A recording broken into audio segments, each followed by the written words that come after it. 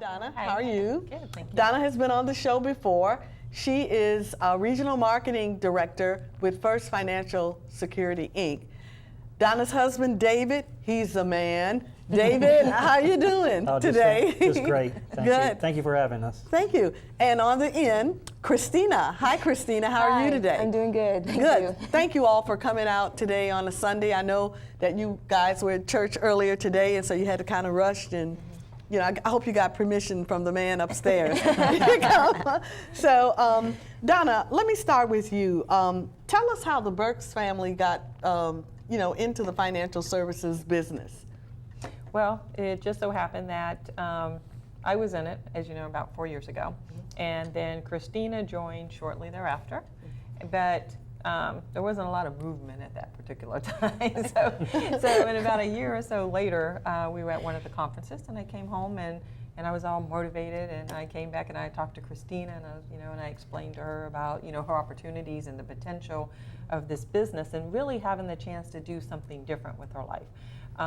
And so, to take advantage of it. So that was Christina, so she started getting more engaged at that point. And then David came along a couple years ago. Donna's not saying, but David and Donna are newlyweds. Yes. So we congratulate the newlyweds. Welcome to Skills to Pay the Bills. This is the segment called the Wealth Zone University. I'm your host, Don Marini. As you know, our mission is to change your mind about money to change your financial future.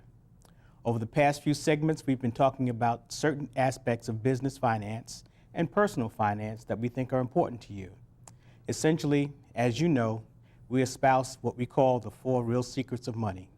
That's saving, that's protecting your savings, that's making sure that you get a reasonable return through compounding and through interest, and last but not least, making sure we minimize income taxes on the money that you save. To us, that's very simple. That's the real secrets of money. That's how you build financial security. So what are we going to talk about today? I think it's really important. We're getting near the end of the year, and we need to talk about retirement savings and retirement savings plans. Why? Because we believe that retirement savings are a very important aspect of your security portfolio, and we also believe that retirement savings plans are a way for you to stash money, as we begin to say about savings, so that you can begin to accumulate your personal financial wealth and then also enhance that personal financial wealth. So get ready, get your retirement plan papers out, get your portfolio papers out. Let's begin to talk about you.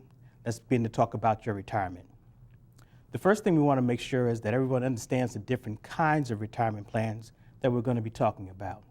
There are employer-sponsored plans, mostly for employees, which the employer develops and offers and encourages the employees to participate in. There are plans for self-employed individuals. Again, very similar plans, but these are plans that people who are in business for themselves are allowed to form, organize, and contribute to, also as a form of savings. So why do we say that these retirement plans are so important? Well, they allow you to stash your money, actually save your money, mostly in a protected environment. Distressed properties could cover a whole lot of subjects. One distressed property would be a property that needs repair. A distressed property could be a property whose owner has financial difficulties. So those are the 2 areas that most people think about when they think about distressed properties, either a financial problem or the property itself is in bad repair. Okay, more specifically, give an example of, say, an owner who is distressed.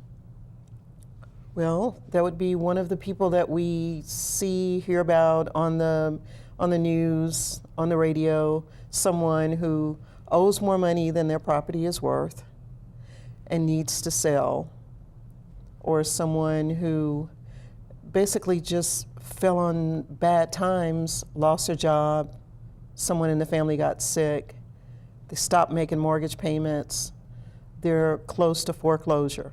things like that. Okay, we're going to talk more about people who are in a distressed position. But first, Leslie, tell me about a distressed property. Well, those are usually properties where the homeowner hasn't been able to take care of them. They've fallen on disrepair, so they no longer hold the value that they once did. So their mortgage is more than the property may be worth. And like Ernestine said, usually that means someone hasn't been paying their mortgage and they're in a position where they're being forced to sell their home. So it's a double whammy. Right. Okay, Ernestine, I would like for you to tell me what we've been doing so that the viewers will know exactly how we can help, or whether or not, if we're not the people to help them, they can call on someone else. Well, we probably are the best ones to help them. Why men save more money than women. Our next topic will focus on using a very old concept of bucket savings and how this concept works even today. And finally, if time permits, we want to have a discussion on the 5 elements of leveraging risk. So let's get right into it. Freeman, I happen to have a report before me, and it was compiled by the SaveUp.com organization, which I think they focus on savings and paying down the debt. And I have to admit to you, I was really a little disappointed when I saw this, because what it says is that women are lagging far, far behind men in savings. And I didn't realize that, so I really got upset about that. What can you tell me about Well, this I'm report? a little upset about it also, because I dare to differ with this this report, because women do save more money than men. It is, I should say, it is documented in other surveys and other reports. The females, the ladies, they save more money as far as 401ks are concerned, the IRAs, and their CDs and money market accounts. Now, I was noticing here the average 401k. Now, that is a big disparity between men and women. Yes, it is. When it comes to their employer-sponsored retirement accounts. Most of my practice, it's about 75%, believe it or not, 75% are women Really? who have income programs that we've designed. Our practice designed these programs so that they would have a guaranteed income. And the rollovers I've seen from the various employer-sponsored retirement accounts, such as 401ks, TSPs, or I should refer to as thrift savings plans, 403bs. All these employer-sponsored retirement accounts we rolled over into IRAs. There's a high participation among women when it comes to the money market. Now, I do see that there's a $2,000 difference there. The ladies, they have emergency funds because they have a lot, they pull from these emergency monies, the money markets, for various activities they're involved with, their grandchildren, children, etc. So I don't think men save as much because they have their toys. Now, let's get right into this business about term insurance, because term insurance has been around forever, for as long as I can remember. But in the last couple of years, it seems like it's taken a turn. I mean, about a year and a half ago, I heard about, maybe not even a year and a half, maybe just about a year ago, I heard about this return on premium with term insurance. Now I'm hearing about living benefits, and that's almost unheard of. So can you just talk about that a little bit? Sure. Believe it or not, a traditional term, most folks out there, what do? They go to work, and I pay cheap $10, $15 term insurance through my work because my work provides that, company pays for it, and then I could also at the same time pay extra to get extra benefit, Right. death benefit. But those kind of term really, you got to die and somebody else benefit. That's true. I would say most term out there are like that today. The industry has changed. So what if we can come out with a term policy? Let's first just talk about the living benefits term. The living benefit terms is this. So for the same $20 that you're paying for your company, you know, for that $100,000 or $200,000 death benefit, what if you could use that money while you're alive and not unless you have to die, you know? And that's what's really important. And gosh, you know, Tia, I sit there and I do financial literacy and in front of hundreds and hundreds of people. And you know, the funny thing is less than 5% of the entire room looked at me like, are you from another planet? Right. Because the new term nowadays, if you happen to drive a car and somebody hits you, you get hurt really bad, well, guess what? This term could become long-term care. Really? What? Yeah. And then, you know, and what if, you know, you and I are pretty healthy, knock on wood, okay? But At my age. right. But what if, in a situation, I suddenly have a heart attack or stroke? It's going to happen to us, I believe, before death. Does that make sense? So while I'm alive, I want to have protection. And if I did get into a heart attack or stroke, where I'm not dead, I'm just kind of disabled, Right. well, this policy can pay me an income monthly.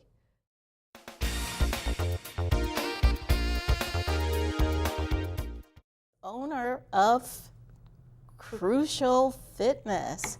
So that gives you a little clue about what we're going to talk about today. One of our favorite pastimes is body movement, and I'd like to see all the hands in the audience of everybody who loves to exercise. Everybody's so excited about this, right? But you know, we need to, in today's times, figure out what can enhance our appreciation for exercise, as it is part of total wellness. Now, Tanya is going to grace us with more knowledge on total wellness and exercise. So we'd like to welcome you, Tanya, to our show today. Thank you. Thank you for having me. We're so glad you're here. Thank you for joining us. And you know what? Tanya says she's a country girl. Hard to believe, because she's so sharp. And she's one of 6 siblings.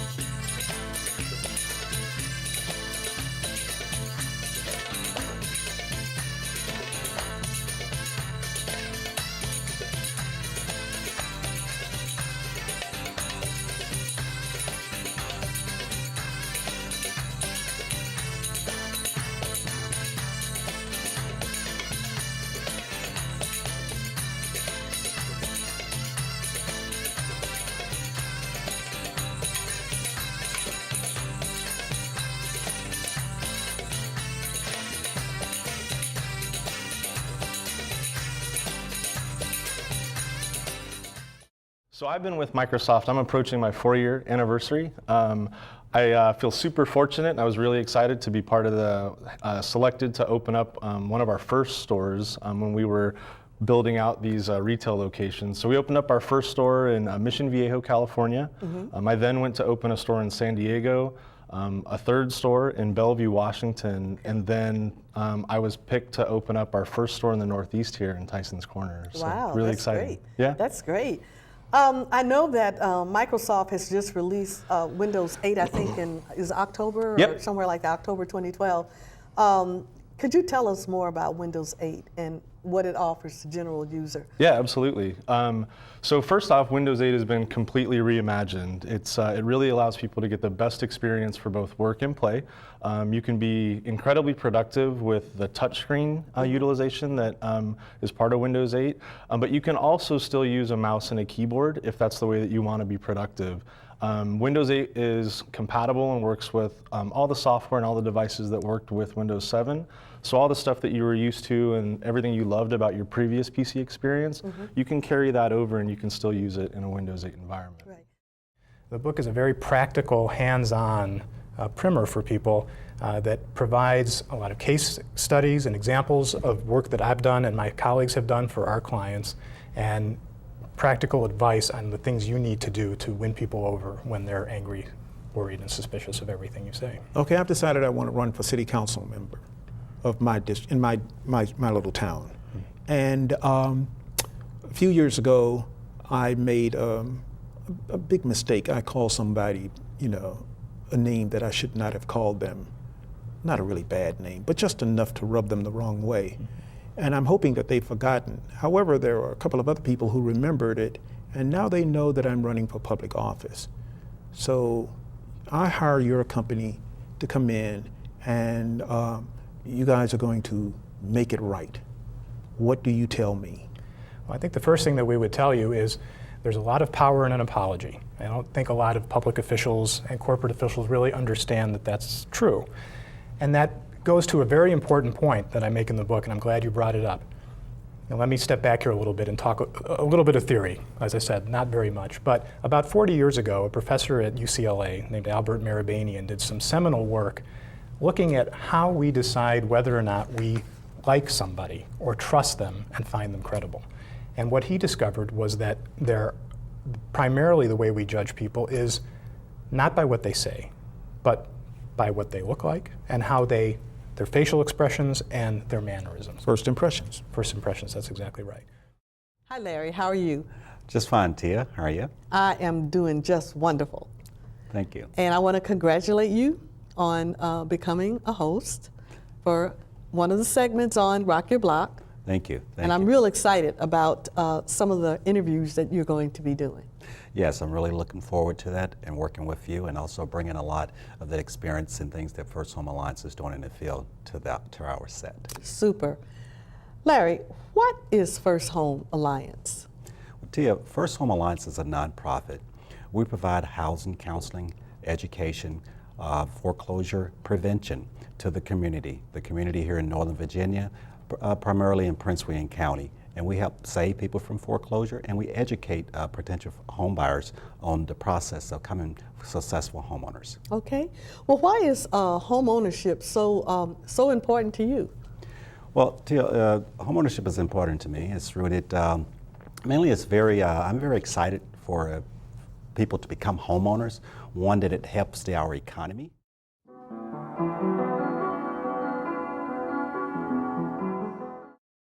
What's cooking in the kitchen today? Well, we're starting out first with Buckeyes, which are a peanut butter and chocolate treat. If you've had Reese's peanut butter cups, they're sort of similar to that. They originated in Ohio. Okay. They look like the nut of the Buckeye tree is why they're called that. And then we're going to make a peanut butter and jelly pie. Yum, yum, yum. This is exciting. So tell us what you're doing. All right, so the first thing we're going to do is we're going to start out with the Buckeyes, and I've got all the ingredients here. First up is peanut butter, and we actually need 1.5 cups of peanut butter. And I put a cup in already, but I have this handy trick for measuring peanut butter that I thought I would share. Okay. And that is to use displacement, which is I have a cup of water here. Anything sticky, you know, when you measure it, it gets all over and you never get your whole measurement. So if you fill it with water with a cup, and I need 1.5 cups, I need 1/2 cup. So that scoop was exactly 1/2 cup. When I put the peanut butter in, the water rose. So I knew that it rose by 1/2 cup. So that's 1/2 cup of peanut butter that went in. And so then I can just scoop it out, drain it off, and I didn't get peanut butter all over my measuring thing. So I got. That is neat. Where'd you learn? Did you learn that from your mom? No, you know, science class. Science class. Science class. So, so now we have 1.5 cups of peanut butter, and we're going to mix in 1/4 cup of softened cream cheese. So you just need to leave it out overnight so that it's nice and soft, so it mixes up really well. And I'm going to mix that up really quickly. All right. Yeah. Wow. You know, peanut butter is one of my favorite pastimes. I love peanut butter. Is peanut butter a pastime? Yeah, it is. Okay. It's a pastime for me. All right, so now what we add is we add 10 tablespoons of butter, so not low fat at all. This is a real thing. Yeah. Okay. 10 tablespoons of butter, softened. Again, leave it out. And that's the trash can. And let's go ahead and mix that up too.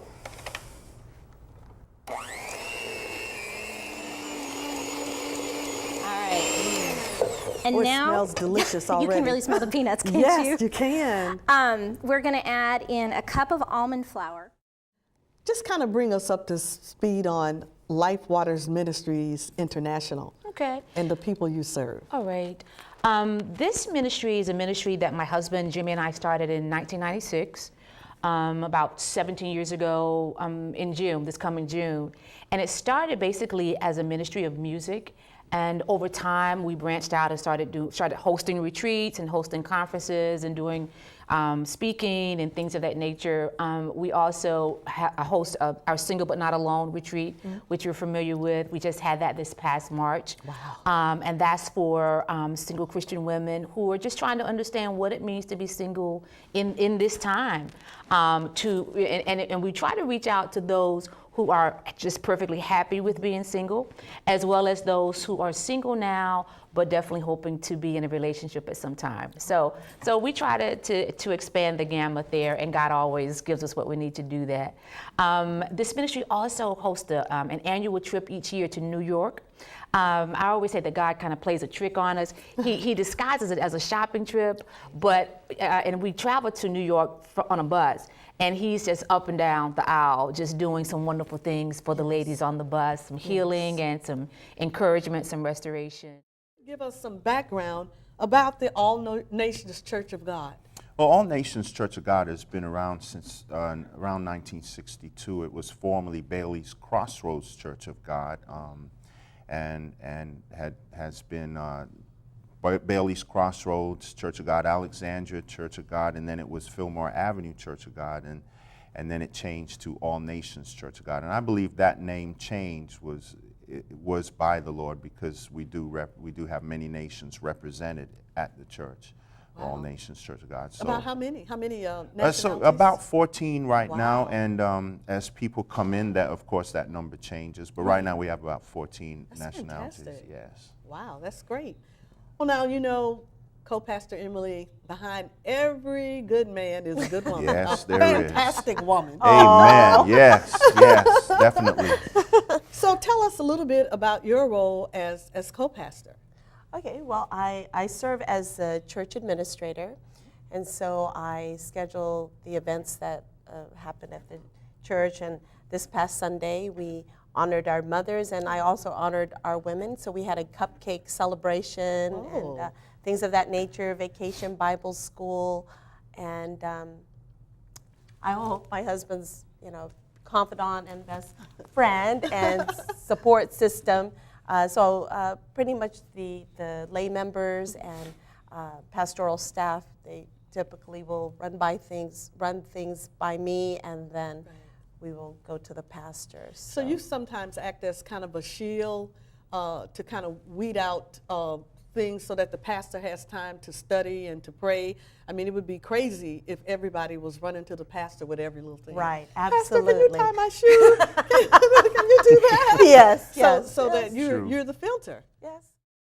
Tell us a little bit about the background of Bridges of Love International Ministries. How did you get started, and how were you able to hook up with Bishop Adenall and Co-Pastor Adenall?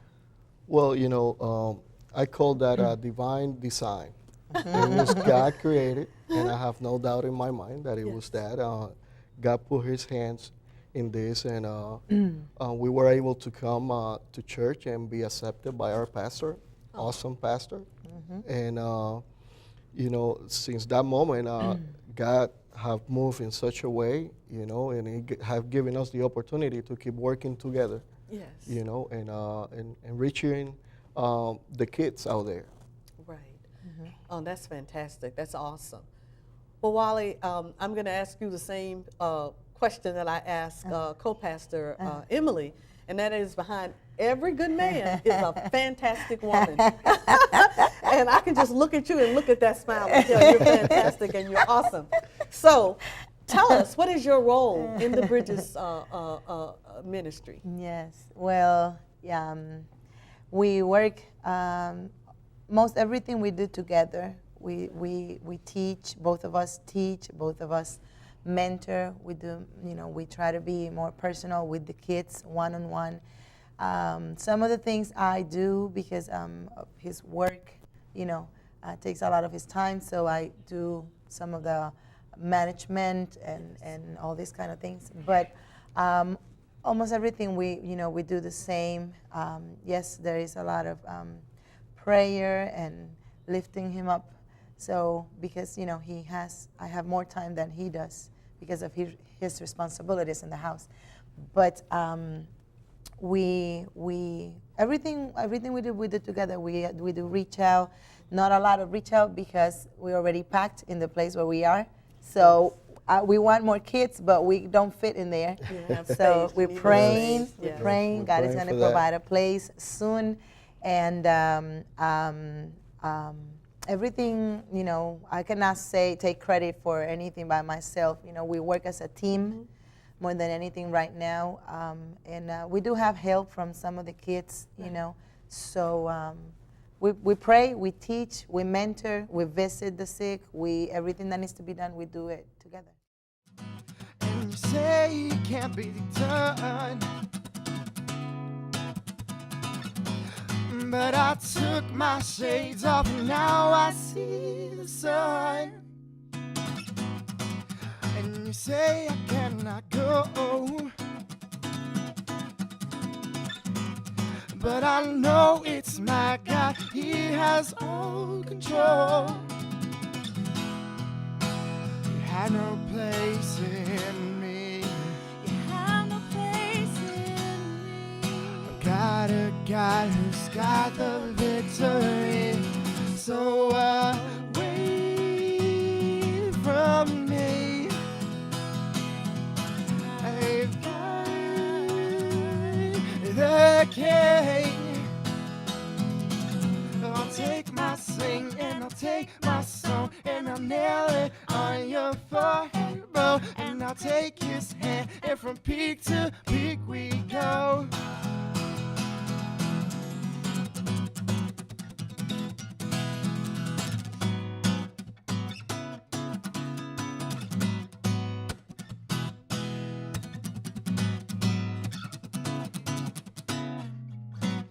He is my strong tower. In Him I shall fear no thing. My light and salvation. I know He will rescue me. He is my strong tower. In Him I shall fear no thing. My light and salvation. I know He will rescue me. So